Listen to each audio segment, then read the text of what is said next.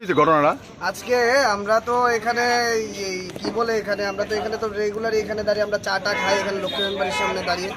তো আমরা এখানে দাঁড়িয়েছিলাম, হঠাৎ করে এখানে পাড়ার লোকেরা বলল যে এখানে নাকি অনেক দিন যাবত এরকম কোটা যেটাকে ড্রাগস বলা হয় এটার ব্যবসা ট্যাবসা এসব চলছে। তো এরকম একটা ঘরের তো তা আমরা সাথে সাথে আমরা সবাই যারা ছিলাম তো আমরা সবাই এসেছি। তো আমরা সবাই এসেছে তো কি হলো যে আমরা সবাই যখন ঘরের দরজা দিয়ে আমরা ধাক্কা দিচ্ছিলাম ওরা দরজা খুলছিল না। তো তখনই আমাদের একটা সন্দেহ হলো যে কিছু না কিছু তো একটা আছে। তারপর আমরা পুলিশকে খবর দিই, পুলিশ আসলো। তারপরে পুলিশ আসার আগে আমরা দরজা খুলেছি, দরজা খুলে ঘরে তারপরে এরকম টাইমে পুলিশও এসে পড়ছে।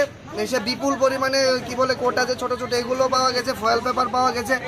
এই সমস্ত বাজে ক্যাটাগরির ছেলে মেয়েদের কারণে আমাদের যে মুখ্যমন্ত্রী মানিক সাহাজির যেই একটা প্রয়াস রয়েছে নেশামুক্ত ত্রিপুরা করার, এটা একদম ধ্বংসের মুখে চলে যাচ্ছে এই সমস্ত ব্যক্তিত্বের কারণে। আমরা এর তীব্র নিন্দা জানাই এবং ধিক্কার জানাই।